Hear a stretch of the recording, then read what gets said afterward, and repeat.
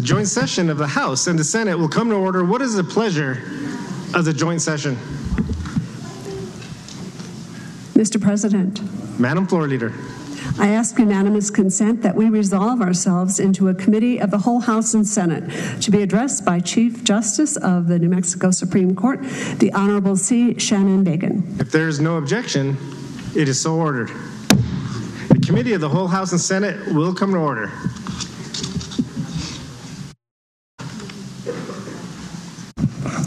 Mr. Chairman.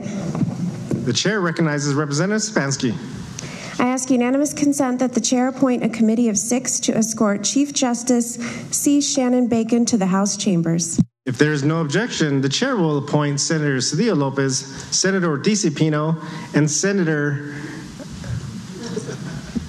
I'm looking for my other senators, Senator Mimi Stewart, and I would also appoint Representative Rubio, Representative Hockman Vigil, and Representative Duncan to escort the Chief Justice to the chamber.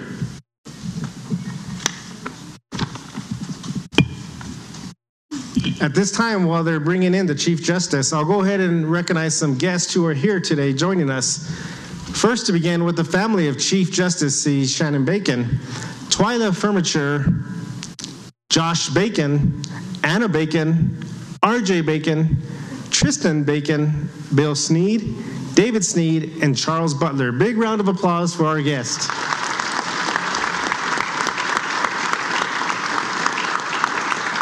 And we'd like to recognize Justices of the Supreme Court, the Honorable Michael E. Vigil.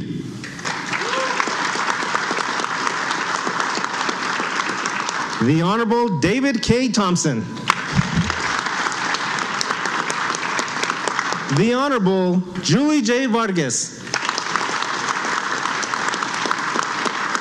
And the Honorable Brianna H. Zamora. Guests with us today of Chief Justice Shannon Bacon are Artie Pepin, Director of Administrative Office of the Courts. Elizabeth Garcia, Chief Clerk of the Supreme Court. Stephanie Wilson, State Law Librarian. Lionel Betch and Selena Baca, Chief Justice Bacon's Law Clerks. Anna Keith, Stephanie Woods, Barry Macy, Carl Refsteck, Connor Joy, Taryn Osborne, Elisa Segura, Elisa Sibles, Royce Deller, Yvonne Zellen, Corey Now, and Emma Isom.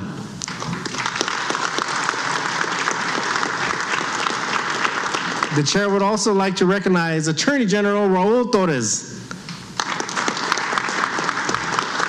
State Chief Public Defender Ben Barr, New Mexico District Attorney Association President Marcus Montoya. Joining us from the Court of Appeals are Honorable Judge Jennifer Tripp, Chief Judge, the Honorable Miles Hennessy, the Honorable Megan Duffy, the Honorable Catherine Ray, the Honorable Jane Yohalam, the Honorable Christina Bogardus, the Honorable Shamara Henderson, the Honorable Zach Ives, and the Honorable Gerald Baca. Joining us today from the First Judicial District Courts will be the Honorable Brian Bedsheed, Chief Judge, the Honorable Mary Marlowe Sommer, the Honorable Glenn Ellington, the Honorable Maria Sanchez Gagne, the Honorable Matthew Wilson, the Honorable Shannon Bullman, the Honorable John Resenek, the Honorable Joseph Madrid, the Honorable Alejandra Naranjo,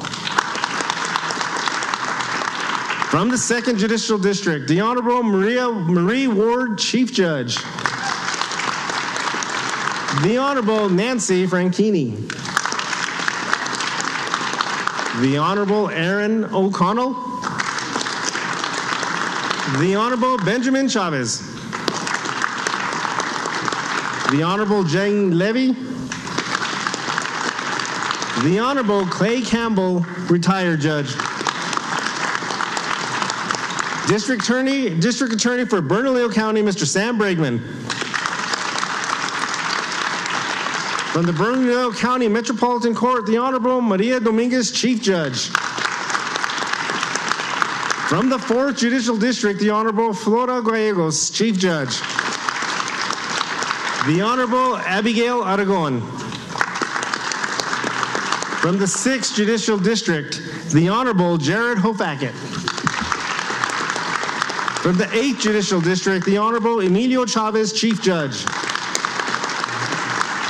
From the 9th Judicial District, the Honorable Donna Maher, Chief Judge. From the 11th Judicial District, the Honorable Curtis Gurley, Chief Judge. The Honorable Virginia Yazzie. The Honorable Brent Ditsoy. From the 12th Judicial District, the Honorable Angie Schneider, Chief Judge. From the 13th Judicial District, the Honorable George Eichwald, Chief Judge. The Honorable Jim Noel. The Honorable John Chavez. And the Honorable Kenneth Eichwald. Sergeant at Arms. Mr. Chairman. Chair recognizes Sergeant at Arms. The Honorable Supreme Court Justice E. Shannon Bacon. Ladies and gentlemen, please help us welcome our Chief Justice, Shannon Bacon.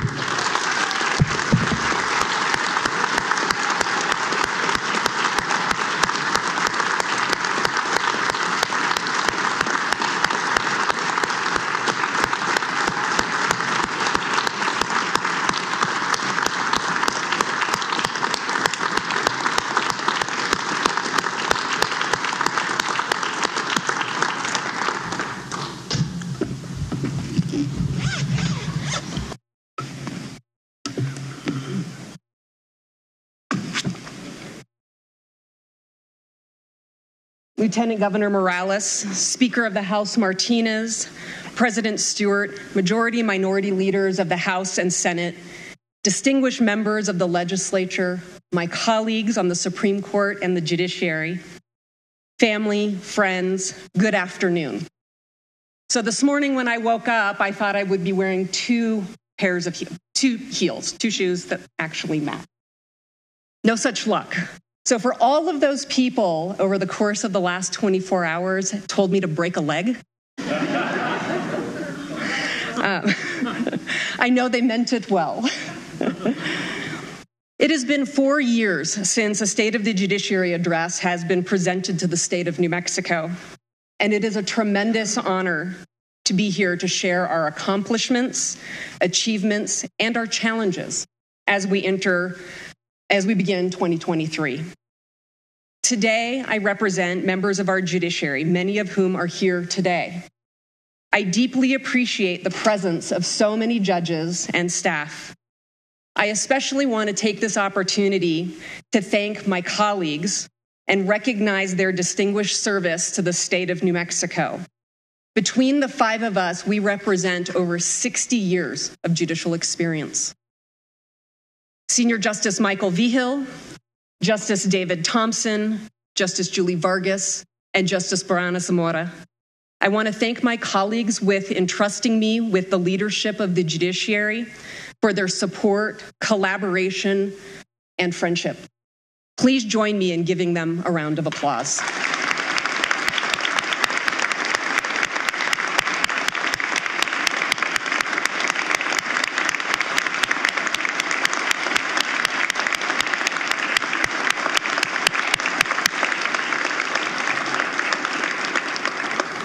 Please also welcome my family that's joining me today. My wife, Twyla Furniture, as well as my brother and sister-in-law, Josh and Anna Bacon, my nephews, RJ and Tristan Bacon, who many of you know as the Bacon Bits, my uncle Bill Sneed, and my cousins David Sneed and Charles Butler.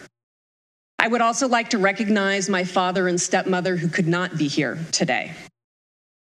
All of my successes are because of my family, and I thank you for all of your support and encouragement.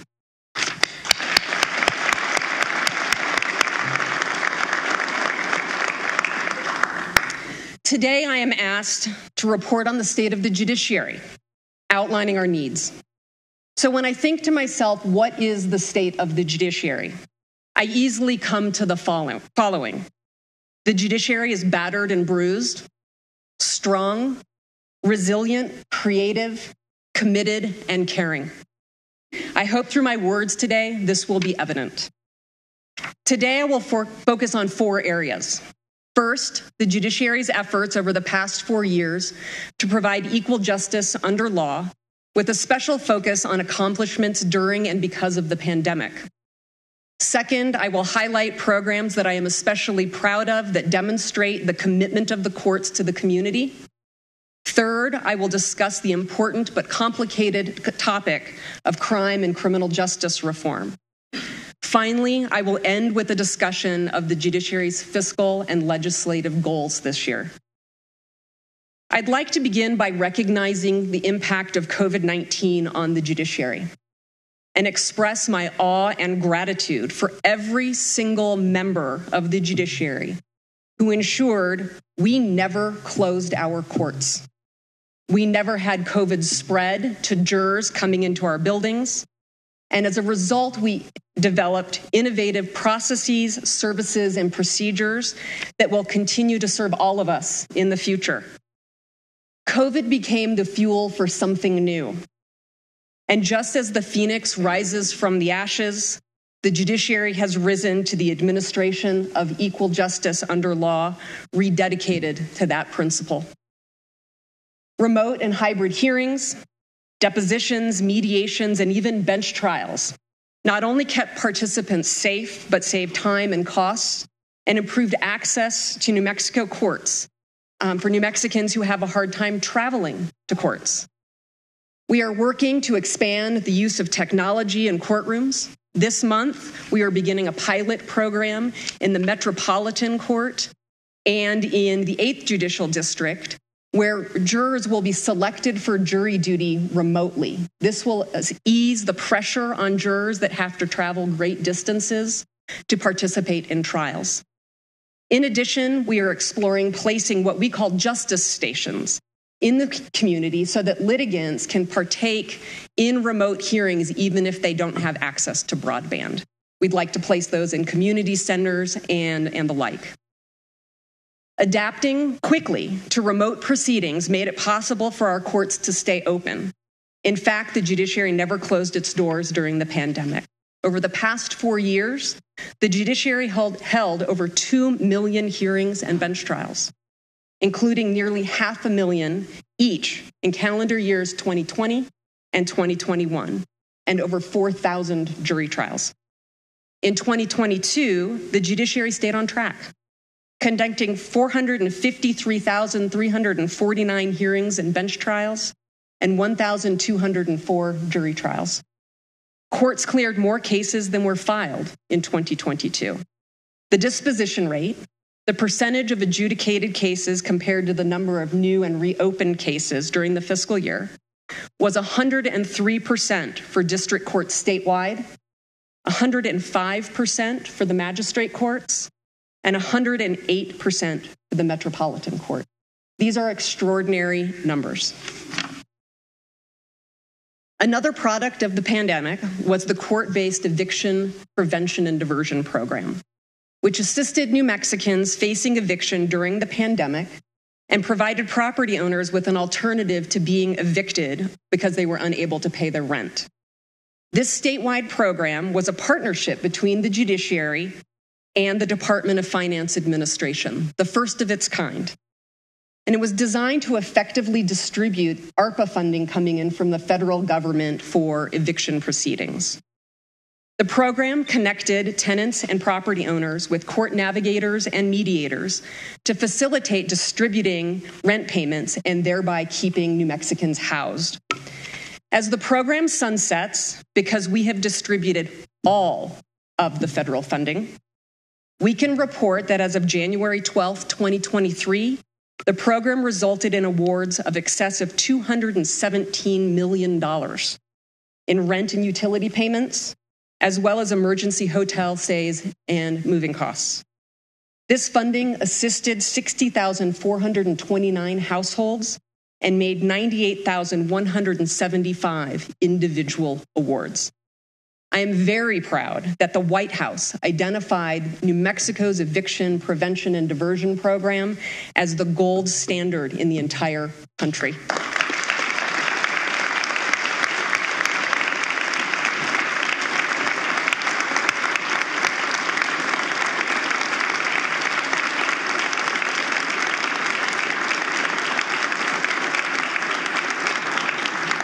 So I appreciate the applause, but think what we could accomplish if this funding were to continue. In 2020, in the wake of social unrest, the Supreme Court created the Commission on Equity and Justice. The Commission has been hard at work studying issues related to race and bias in our justice system and is working to promote diversity among judges and judicial employees. The Commission's goal is to give New Mexicans equitable access to the state's justice system through training and education of judges and staff, conducting a review of case outcome data, creating a diverse pipeline to the judiciary, reviewing and reforming policies, procedures, and jury instructions, and focusing on the courthouse experience for all litigants. The New Mexico Commission on Mental Health and Competency was most recently created by the Supreme Court to develop a roadmap for New Mexico to better meet the behavioral health needs of adults and juveniles who encounter the state judicial system. The Commission has a broad range of responsibilities, including reviewing policies and procedures concerning a person's competency and considering how to better identify people in need of mental health treatment before they enter the justice system. Additionally, the Commission will explore ways of expanding behavioral health resources available in communities and courts statewide, particularly in underserved communities and rural areas. As the Chief Justice of the Supreme Court, it was my absolute honor to travel the entire state of New Mexico last year visiting courthouses. I met with judges and court staff, asking them to describe their successes and challenges within their particular districts. Every district has different successes and challenges. Overwhelmingly, courts are most proud of how they worked together during the pandemic. Cross-training, supporting each other, developing true collegiality and court families. Courts are also extremely proud of their specialty courts. For example, in the 9th Judicial District Court in Clovis, the court has developed a very impressive treatment court program based on the 3 pillars of unity, service, and recovery. As participants progress through the program, they receive treatment court dollars to purchase items in what they call their treatment court store. These items range from shampoo to children's backpacks and the much in-demand crock pot. Basic everyday items needed to raise families. Now, these items in the store are donated by the staff and judges in that judicial district. The 9th Judicial District is proud of their clients' achievements and work hard to ensure that they move through the judicial system with the tools they need for recovery. In that courthouse, not only did the director of that program tout the success of it, but so did the security officers, the bailiffs, all of the staff, and the judges. The whole court supports the store and was proud to have carried the program through the pandemic because they believe that recovery is possible.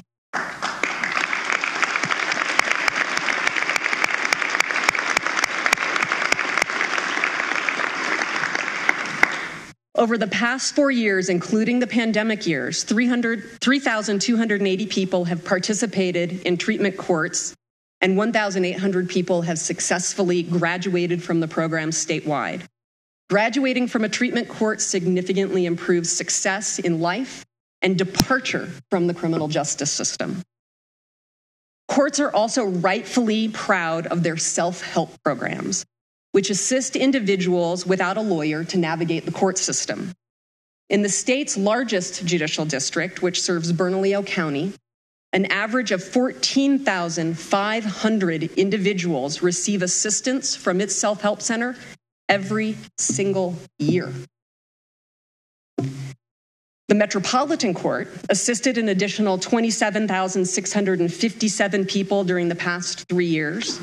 The 8th Judicial District in Taos served nearly 5,000 people, and the 12th in Otero and Lincoln counties has an especially robust self-help center for the size of the court, and they served over 22,000 people in the last 4 years.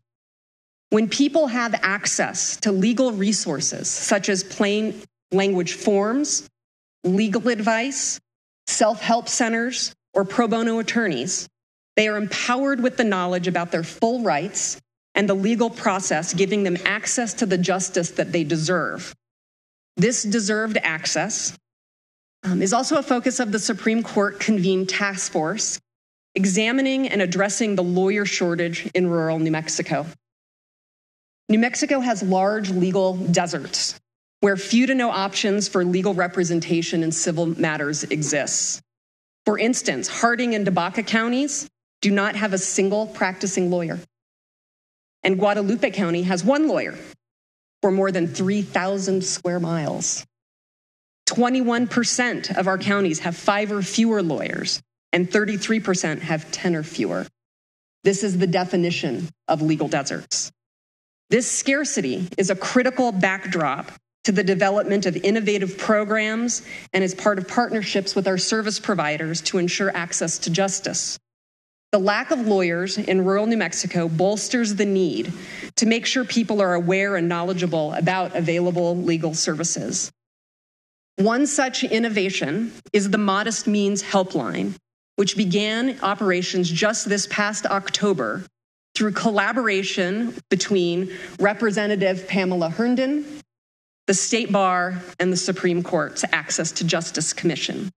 With only 2 staff attorneys and 1 intake person, this statewide legal helpline and volunteer attorney referral service provides legal help to people of modest means in New Mexico. Modest means are those who are ineligible for New Mexico legal aid.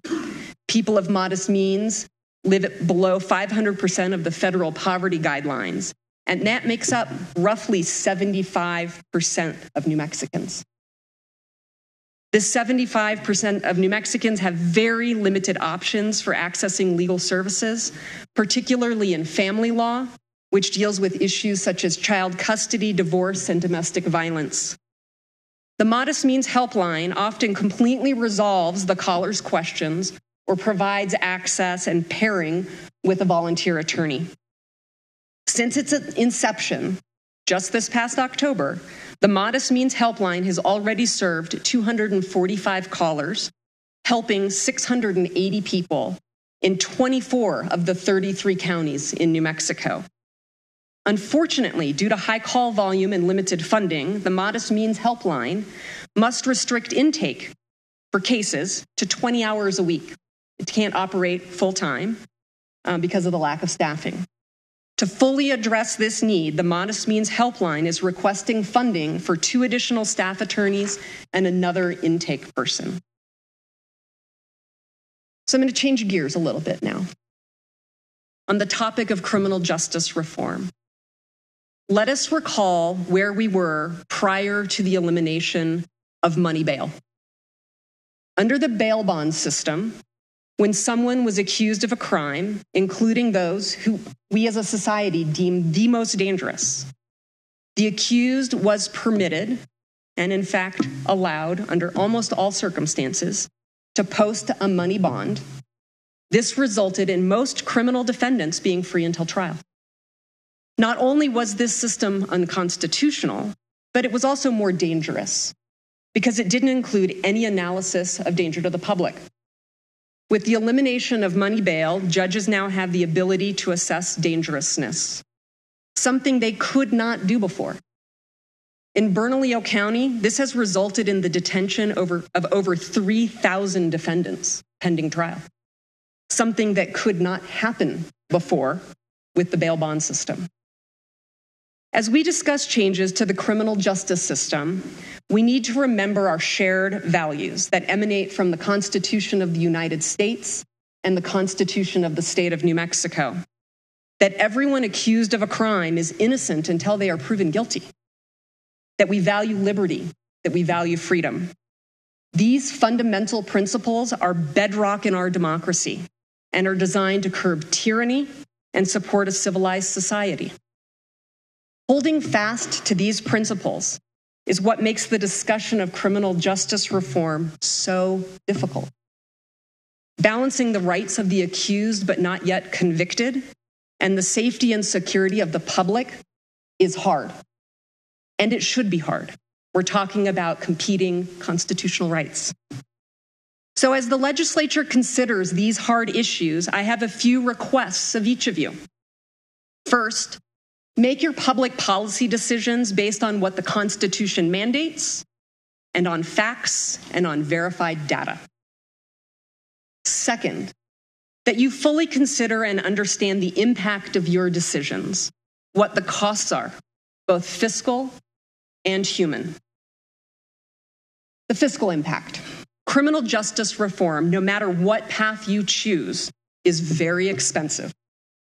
It cannot be based on what we for years have called adequate funding.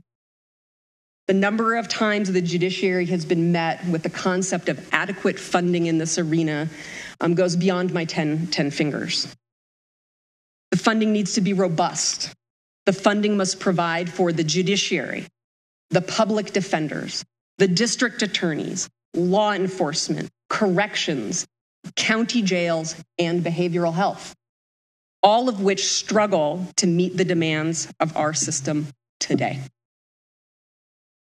The human impact. We all feel deep sorrow and fear when we hear about a senseless death and other tragedies as a result of crime. Remember that every judge in this room lives in their community. Yet we must remember why our Constitution protects the rights of every person, including those accused of crime. They are just that, accused and presumed innocent under the eyes of the law. Consider the tragedy of a 17-year-old Albuquerque high school student who was charged in 2019 with murder, armed robbery, and other felonies. She spent a week in jail and was strip searched several times. However, the arrest stemmed from a mistaken identification. 17 years old. The state filed a pretrial detention motion to hold her in jail until trial. The judge, based on the evidence presented by the state, denied the motion. Later, the prosecutor dismissed the case. If the judge did not have the ability to assess the facts, this young woman would have been detained even longer. This young woman told the Albuquerque Journal that the experience, quote, destroyed me, my parents, my family's life by just misidentifying me. This is an example of the human impact on the wrongfully accused, which we don't discuss very often. Now, I do not raise these important considerations to suggest that change is impossible or that all change is unconstitutional. But recall what the Legislative Finance Council reported to you last year. The best deterrent of crime is swift justice. Swift. To that end, over the past year, the Supreme Court has focused on procedures to expedite criminal cases and to limit the number of times victims, witnesses, and law enforcement must appear in court. We can all agree that law enforcement is stretched thin, and measures to keep them on the streets rather than waiting for a hearing are really important. The largest district court in the state of New Mexico, the 2nd Judicial District in Albuquerque, is successfully using retired judges to hold settlement conferences to facilitate plea discussions in criminal cases. About 43% of the 524 cases referred to the program last year were resolved through pleas or case dismissals by prosecutors. These settlements eliminated the need for trial, allowing prosecutors, defense counsel, courts, and law enforcement to focus on other cases. A pilot project in the Bernalillo County Metropolitan Court and the Santa Fe Magistrate Court reduced by half the number of preliminary hearings set in felony cases, which resulted in fewer court appearances by victims, witnesses, and law enforcement. A preliminary hearing is often characterized as a mini trial because evidence is presented and witnesses face cross-examination. It's where a judge determines whether a felony case will proceed to trial in district court. Under a Supreme Court order, a status conference is now required early in that criminal proceeding. These conferences occur before an officer or victim must appear in court and allow the prosecutor and the defendant's lawyer to discuss possible resolution. A defendant must decide at the status conference whether to waive their preliminary hearing. A defendant can no longer wait until the day of the preliminary hearing to waive that proceeding. This new procedure helps prevent law enforcement, victims, and other witnesses from appearing in court only to learn that a proceeding or a hearing isn't going to happen, something that often happened in the past with preliminary hearings. As a result of this program, the average number of preliminary hearings set in Metropolitan Court dropped 49%. Additionally, there was a 71% decline in defendants failing to appear at preliminary hearings. In the past, officers, victims, and witnesses might be present for a hearing, but the defendant would fail to appear. Other Supreme Court approved initiatives to streamline criminal procedures include traffic violations in all magistrate courts and the Metropolitan Court are now conducted remotely, making it more convenient for the defendant, witnesses, and law enforcement to attend hearings without spending time traveling to the courthouse and then sitting in a courthouse waiting for a proceeding to happen. This program keeps law enforcement out in the community rather than waiting for a court proceeding. We have suspended pretrial interviews with law enforcement in misdemeanor cases under a pilot program in the Metropolitan Court and the Santa Fe County Magistrate Court. Again, this assists with keeping law enforcement on the streets. We've expanded the availability of grand juries in the 2nd Judicial and the 1st Judicial District Courts. The district attorneys asked for more grand juries to initiate criminal proceedings, and they have received them. Lastly, the Supreme Court just last month agreed to collapse pretrial hearings with the preliminary hearing. So one proceeding rather than two. This will save time and resources and reduce the number of times law enforcement officers must appear in court pretrial. All of New Mexico benefits from a justice system that resolves criminal cases in a timely and fair manner. Last, I will turn to our legislative priorities, which are designed to improve the judiciary and to continue our pursuit of equal justice. I will highlight just a few of our key priorities. This legislative session, we are again asking you to tie the salary of the Supreme Court justices, the highest court in the state, to the salary of the federal magistrate judges, the lowest court in the federal system. This will increase the salaries for the judges from the Court of Appeals through the Metropolitan Court. This initiative was passed by the legislature last year, but was not signed by the governor. It is consistently reported that low salaries interfere with the competitive recruitment of judges from private practice. Passing this legislation will improve the judiciary's ability to recruit and retain high-quality judges with diverse practice backgrounds. The judicial branch is also requesting a salary increase for judicial staff to match the salaries of those in the executive branch performing the same work. There's about a 10% gap between our staff and the executive staff. It is important that comparable work be paid the same across the board. As co-equal branches of government, this increase is essential for recruitment and retention of judicial branch employees. We are asking the legislature to create a Judicial Education Services Division at the Administrative Office of the Courts. Currently, the University of New Mexico houses judicial education, but moving critical judicial education services to the AOC will ensure more robust, quality, accessible education necessary for courts to provide judicial services to all New Mexicans. We are also advocating for the elimination of post-adjudication fees. Now, let me be clear, fees, not fines.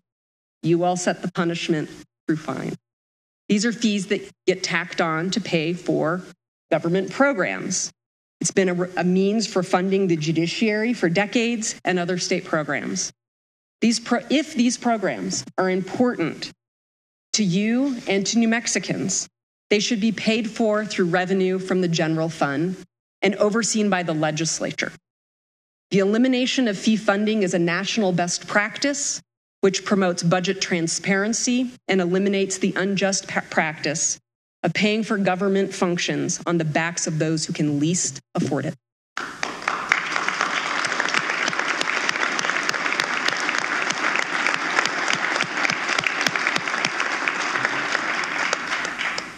Finally, we absolutely encourage and support funding for our justice partners, including civil legal service providers like legal aid, district attorneys, public defenders, mental health and treatment service providers, law enforcement, corrections, and county jails. We support this because we cannot do this work without these partners. The judiciary has many achievements to be proud of and looks forward to great things in 2023. The pandemic has taught us lessons and inspired incredible changes that would never have happened or would have taken decades to happen. At the end of the day, we must remember that no democracy or society, for that matter, can survive without a fully functioning judiciary. The judiciary is dependent on you, the legislature, to ensure that we have sufficient resources to enforce laws and provide equal access to justice. With your help, the judiciary is prepared to evolve and adapt and to continue to be a cornerstone of our democracy. Last and probably most importantly, I want to thank our frontline staff, the clerks and the employees that enabled our courts to safely remain open for business. Without those individuals, judges would be sitting on the bench in the dark without computers doing nothing. It is the staff that is the heartbeat of the judiciary.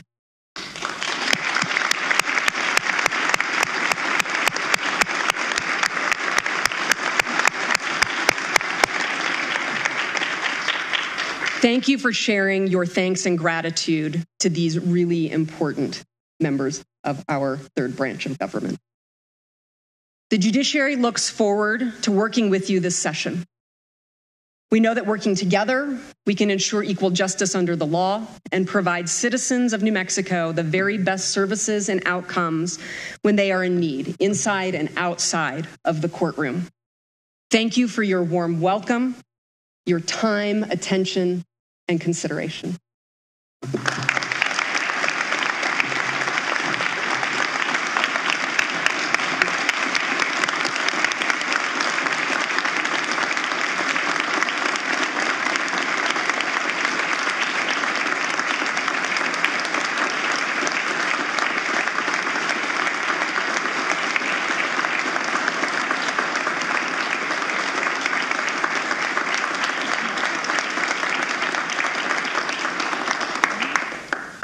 Hand it back to you. Ladies and gentlemen, another big round of applause for our Chief Justice C. Shannon Bacon.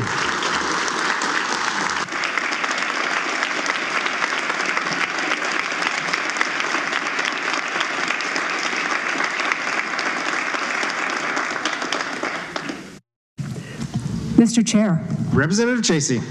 Mr. Chair, I ask unanimous consent that the whole House and Senate rise and report progress. The joint session of the House will come to order. Mr. Chair. Representative Chasey. I ask unanimous consent that the joint session of the House and Senate be now dissolved.